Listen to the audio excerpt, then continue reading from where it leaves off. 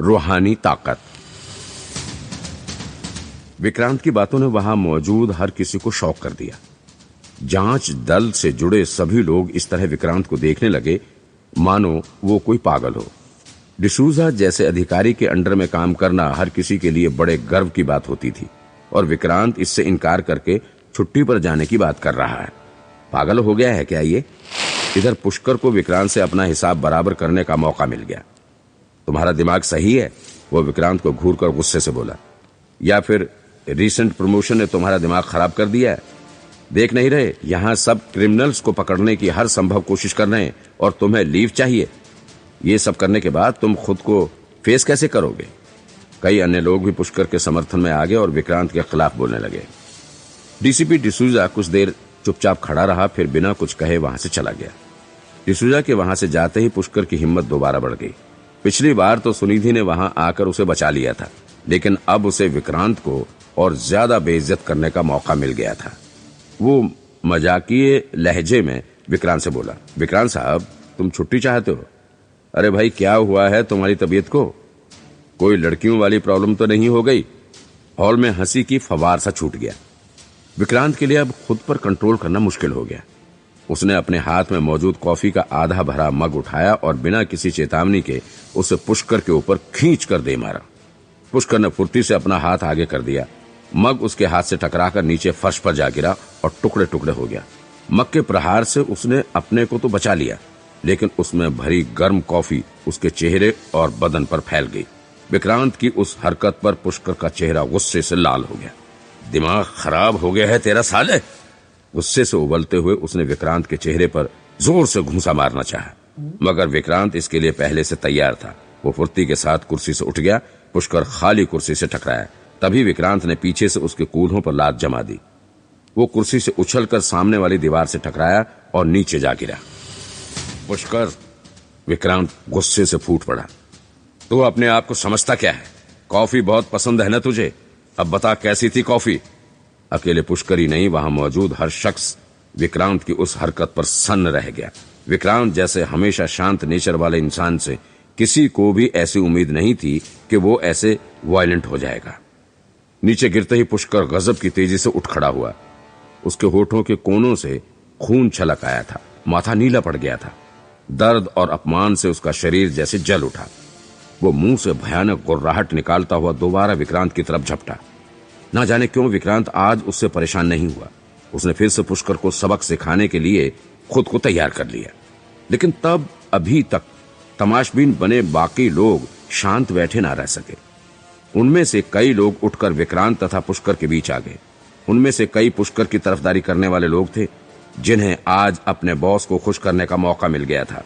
उनमें से कुछ ने तेजी से आगे बढ़कर विक्रांत को जकड़ लिया और विक्रांत को पीटने की कोशिश करने लगे। मगर आज विक्रांत में ना जाने कहां से इतनी ताकत समा गई थी कि उसने खुद पर हाथ उठाने जा रहे कई लोगों को एक साथ दूर ढकेल दिया। उनमें से एक केबिन में रखे कंप्यूटर टेबल पर जाकर टकराया और फिर कंप्यूटर के साथ ही नीचे फर्श पर लुढ़क गया। कंप्यूटर का मॉनिटर भी उसके साथ ही फर्श से टकराया और टूटकर बिखर गया। हॉल में कोहराम मच गया। जिसने भी विक्रांत को नुकसान पहुंचाने की कोशिश की, विक्रांत ने उसे सबक सिखा दिया। कम ऑन, आ जाओ, सब आओ। विक्रांत ने अपने ऊपर फिर से झपटने को तैयार लोगों को वार्निंग दी। विक्रांत की आवाज में ऐसा सर्द एहसास था कि सब अपनी जगह पर जड़ हो गए। फिर किसी की भी हिम्मत उसकी तरफ बढ़ने की ना हुई। पुष्कर गुस्से से चिल्लाया, विक्रांत, लगता है तुझे अपनी जॉब नहीं प्यारी है। नहीं करनी मुझे ये नौकरी। जो नौकरी कम और इन्वेस्टिगेशन करने वाली मशीन ज्यादा है, ऐसी नौकरी पर मैं लात मारता हूं।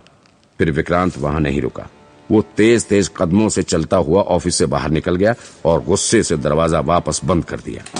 विक्रांत, रुको! पुष्कर गुस्से से दांत पीसता हुआ बोला, मैं कहता हूं रुक जाओ। विक्रांत ने पलटकर पीछे न देखा।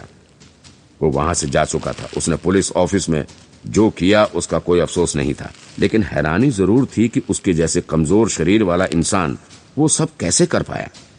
ये सब जरूर उस अनजान रूहानी ताकत की वजह से संभव हो पाया था, जो इस वक्त उस पर हावी थी और जिसके तार उसके पिछले जन्म से जुड़े थे।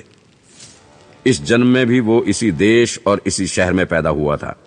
उसका एक भाई और था, गरीबी में ही उन दोनों का पालन हुआ था, लेकिन जब दोनों बड़े हुए तो दोनों के रास्ते एकदम अलग निकले।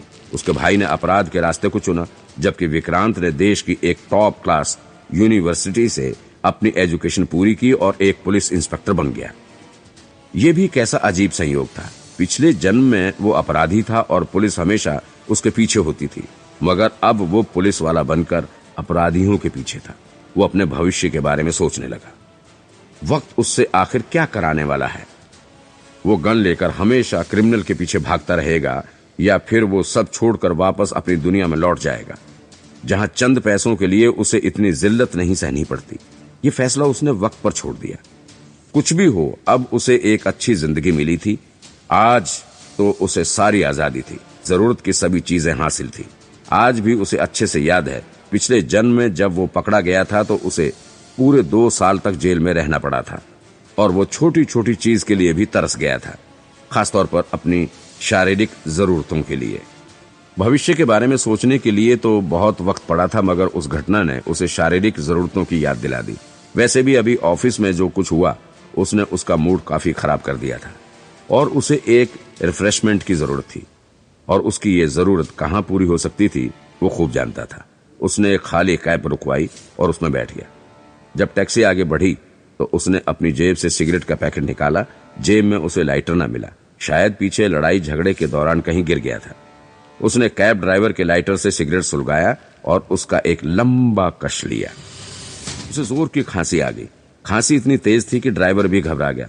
विक्रांत को महसूस हुआ कि उसके फेफड़े बाहर निकल पड़ेंगे। ऐसा लगा जैसे कि आज से पहले उसने कभी सिगरेट नहीं पी थी। फिर खांसी के बीच अचानक ही उसके दिमाग में कोई आवाज गूंजी, रूहानी ताकत का काम शुरू हो चुका है।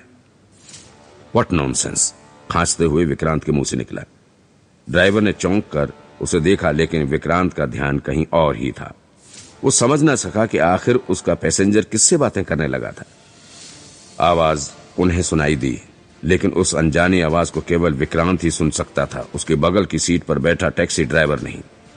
आवाज कह रही थी, रोल की तरह घूमने वाला एक चक्र, पहाड़ और उनके बीच से निकली झील, जिसे ढूंढना तुम्हारे लिए ज्यादा कठिन नहीं होगा।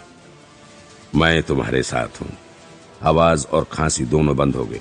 टैक्सी के अंदर फिर पहले जैसा ही सन्नाटा छा गया, लेकिन एक क्षण पहले जो भी विक्रांत से कहा गया था उसका किसी भी शब्द का अर्थ उसकी समझ में नहीं आया था।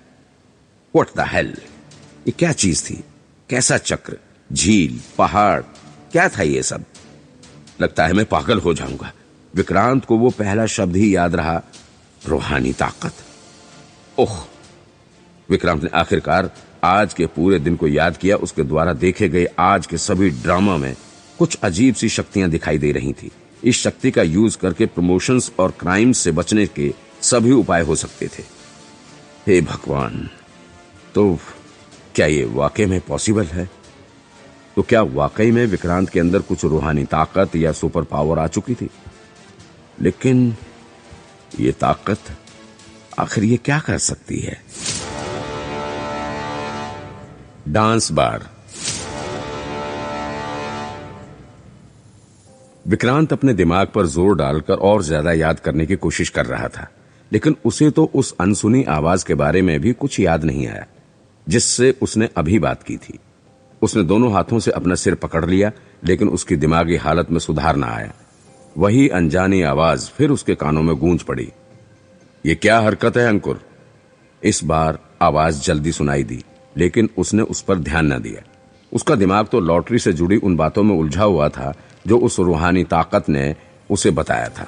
उसने जो बताया, अगर वो वाकई सच था तो ये उसके लिए किसी जैकपॉट से कम नहीं था, यानी कि बड़ी आसानी से